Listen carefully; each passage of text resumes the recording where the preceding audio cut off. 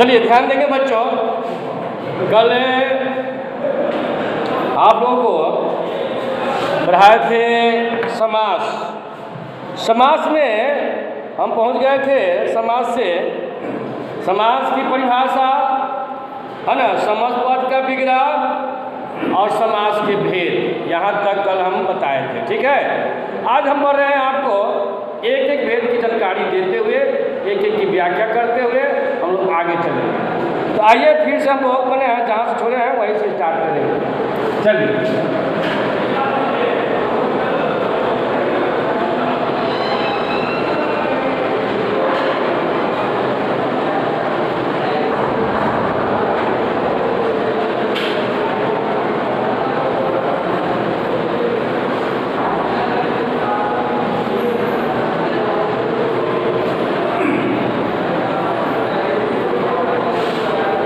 पहला है आपका बच्चों अव्ययी भाव समास।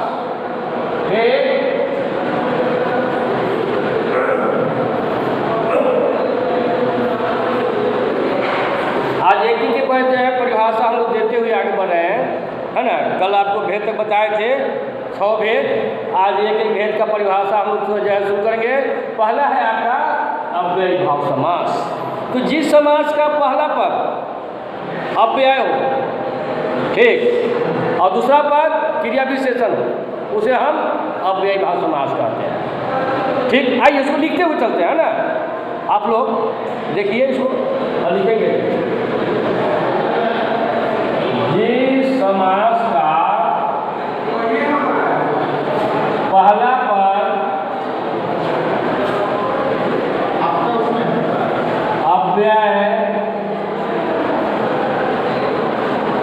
अव्यय हो तथा दूसरा पद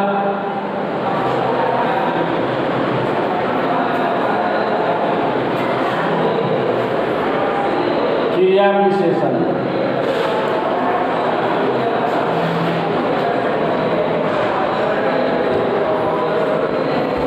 उसे अव्ययी भाव समास कहते हैं।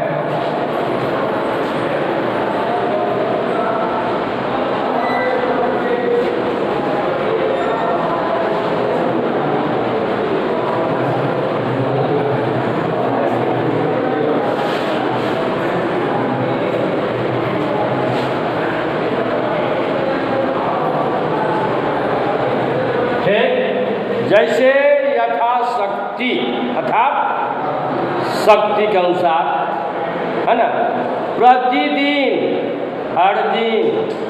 ठीक है, आइए एग्जाम्पल सहित हम लोग पढ़ें।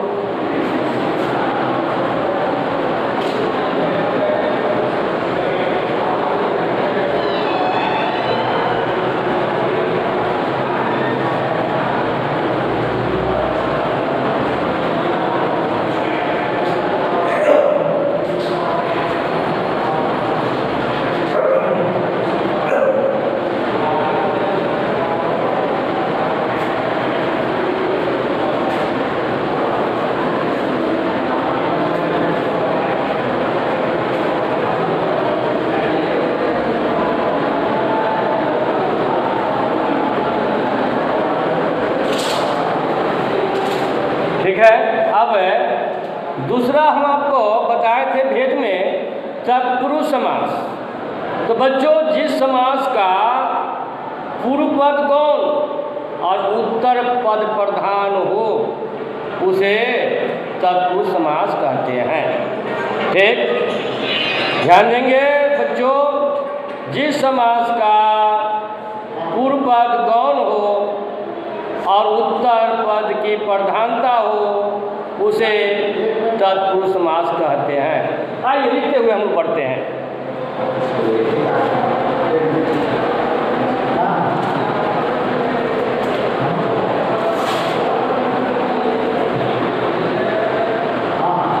तत्पुरुष समास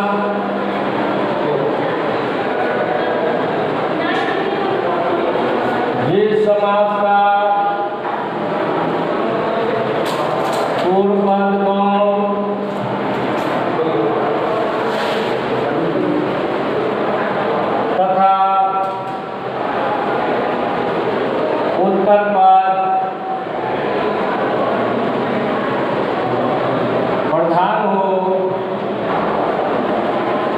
उसे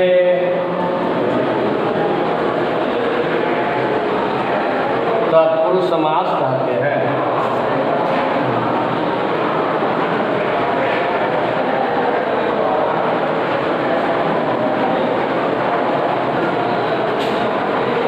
जैसे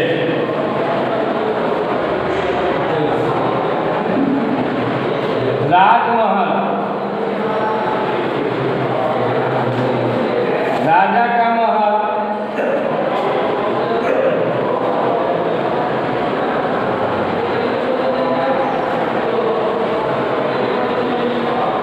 राजकुमार, राजा का कुमार,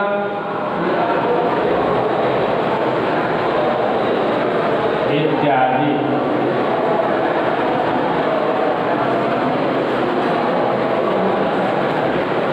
अब बच्चों ध्यान देने की बात है कि तत्पुरुष समास के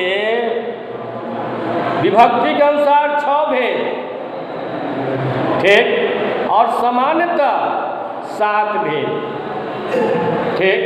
तो बढ़ेगा कौन सा एक समानता में?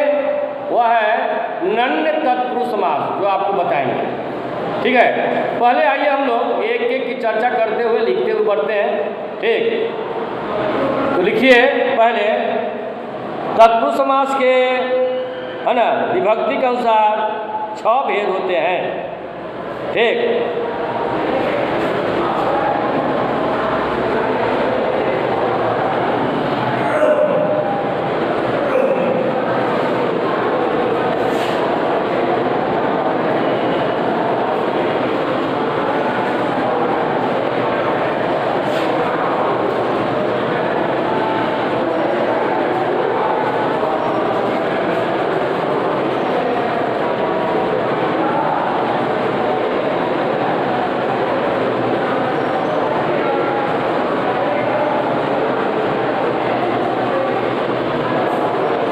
तत्पुरुष समास विभक्ति के अनुसार इसके 6 भेद होते हैं और समानता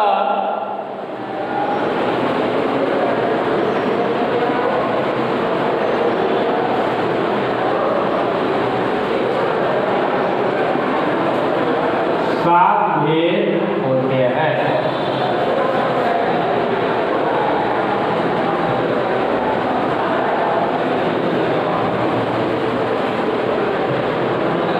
नंबर 1,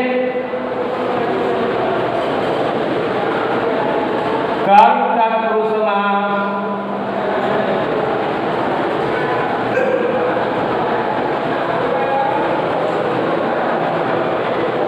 या द्वितीय तत्पुरुष समास भी से कहते हैं।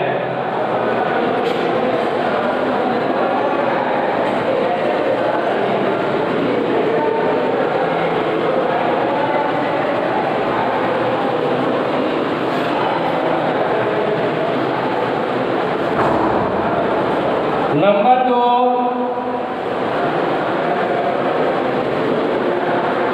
कर्म तत्पुरुष समास,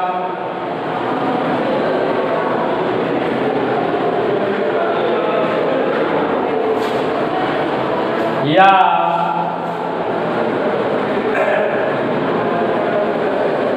तृतीय तत्पुरुष समास।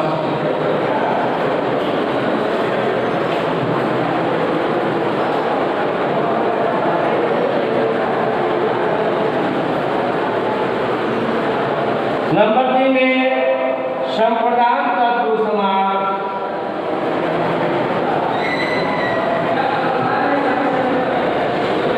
या चतुर्थी तत्पुरुष समास।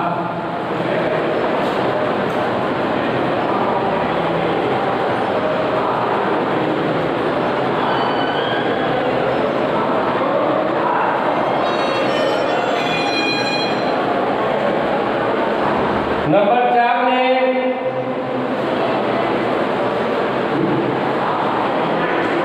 अपादान तत्पुरुष समास,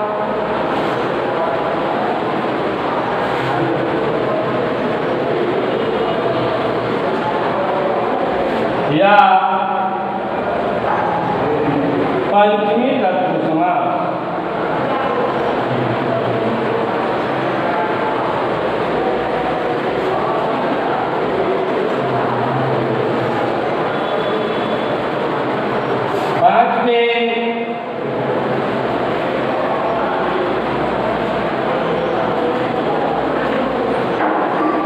संबंध तत्पुरुष समास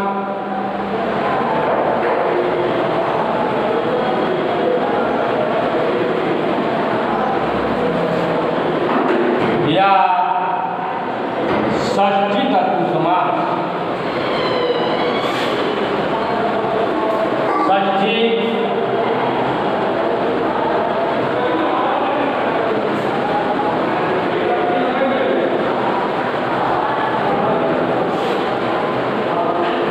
नंबर 6 में अधिकरण तत्पुरुष समास।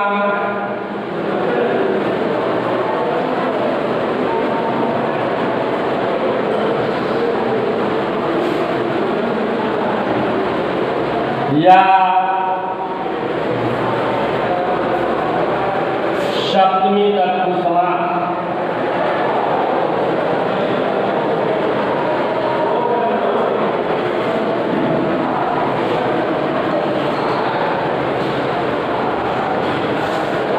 तथा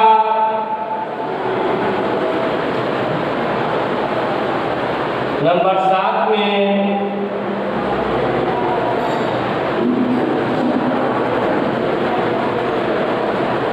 नन्य तत्पुरुष समास।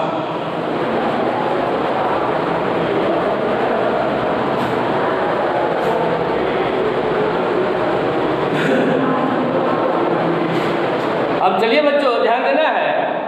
अब एक एक की हम व्याख्या करते हैं, ठीक है।